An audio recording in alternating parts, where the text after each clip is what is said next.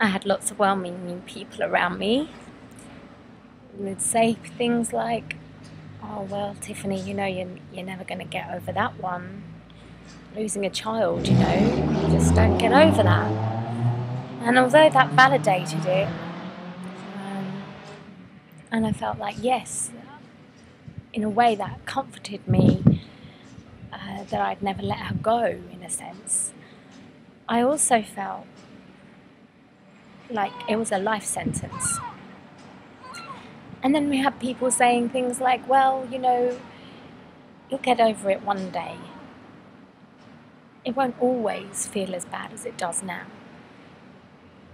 And I thought, oh my gosh, the thought of getting over it, well, I can't do that. It was like the biggest betrayal to my daughter that I could do.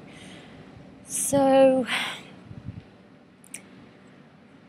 for about 2 years, the pain was at its worst, and gradually from then on it got better and better, and it got to the place where now today, she's not the first thing that I think of when I wake up in the morning, and that's actually okay, because she's in here always. And it's an amazing place to be when you can just see the blessing that was a huge gift of a soul coming and going through what they went through in order for you to turn your life around. And my life around is what I did. I mean, that was the only thing that kept me going. Those 2 years, really, all I wanted to do was lay down beside her, to be honest. But I did know that she'd come to turn my life around, because before Lauren, I was a very negative, depressed person. And the thing that kept me going was the need to do justice to what she'd come here, what she'd gone through. There was no way that I was going to invalidate that. And it changed my life. She changed my life, and she was the biggest blessing that ever actually happened to me. So I felt, in a way, that I'd got the main reason for Lauren's coming to Earth, until maybe the last fortnight ago, when I had a client come to see me for a past life regression. And in that past life regression, well, she started channeling some information that is to do with this very magical land behind me here. She came to me for a past life regression because she had had dreams and other synchronistic events that seemed to point to her being a very influential Nazi in World War II. And she was pretty horrified at this, because in her life now, of course, she works with racism issues and is very anti-racism. So she was horrified to find out that she was one of the top 3 most powerful, influential Nazis in World War II. And she wanted to come just to make sure whether she was or she wasn't. And we did access that life, and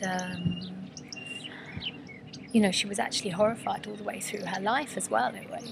At this belief, it was more not a belief in a sense for her, it was more carrying out orders, an incredible stressful life. And when she got to her death, it was again this beautiful, peaceful release.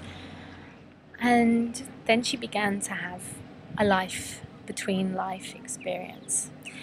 And in that life between life experience, she began to see souls, hundreds of thousands of souls passing to the light. And she was overcome with the amount of life that was being wasted and the amount of pain that there was in the world. And she felt debilitated by it. And her spirit guides were saying, well, you know, this is a step. It's all just a step to get you to where you're going. And she started to say, no, I don't feel that this amount of pain is necessary. I don't feel this amount of pain is actually great. Yes, okay, we need some pain to grow, but actually this amount of pain, it just is debilitating. And then she went on to her life selection. So maybe it was meant to be where the point where she crosses over to where she is today. And I asked her what her life was about now, and she said that it's about healing this pain blockage in the earth, from its history, from the people that are on it. Big healing. And so I said to her, is your location the right location for you to do this? And her location is Cornwall, and she said, yes, it's Cornwall is the heart chakra. Now, as we probably know, Glastonbury is known as the heart chakra, but how big the world is quite a big thing. And so, you know, in that terms, it feels to me as if Cornwall could well be the heart chakra as well. And she was saying how Cornwall is like the heart because it pumps with all its minds, it pumps around the world, pumps things through. And so it was actually to do with this very land behind me here, where the next channeling came in, and it was talking about the need to gather people in Cornwall, gather them together to meditate on that pain blockage, or not actually the pain blockage, but actually send love and healing into the pump, to pump around the world. Now, the reason I'm sat here is because St. Michael's Mount behind me is where the St. Michael, or the Michael ley line, runs all the way through southern England. Not only is there the Michael ley line, but I'll talk about that a little bit more in a moment. So after that channeling, I basically sat on the fence with it, to be honest,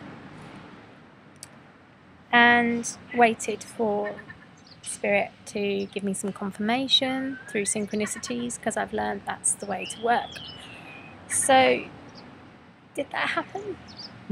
It happened yet again quicker than I expected, just like when I had that message from Sabby and didn't think much of it, and then went to sleep and woke up and had that step.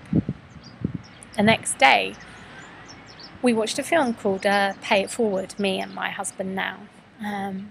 Pay It Forward was recommended to us to watch, so we watched it, and it's about a teacher that sets a class a project, and the project is to think of something to change the world and put it into action.